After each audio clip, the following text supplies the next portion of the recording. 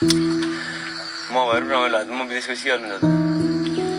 बोल्ने मान्छे हुँदैन यहाँ सामसुङमै हुन्छ है म गएँ अन्त बोल्ने भनेको तै हो त नि सबै आफ्नै कोठामा मोबाइल हेर्दै भएन अन्त उतिहरू बिहानबाट बेलुकासम्म कहिले मोबाइल कहिले पढ्ने छन् त नि म बिच गएपछि त सुनसान नै हुन्छ होला है सुनसान कोही बोल्दैन दाइले बोल्दैन त यो अलिअलि पाडापुर बोलिरहने नाचिरहने है नाचिरहने खेलिरहने त अलिक त सुन्ने हुन्छ घर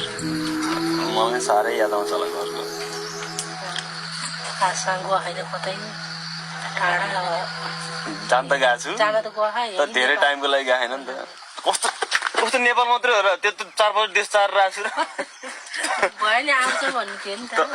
त्यो आउँछ भन्ने थियो अब चाहिँ महिनापछि अलि दिनपछि आउँछ भन्नु त्यही त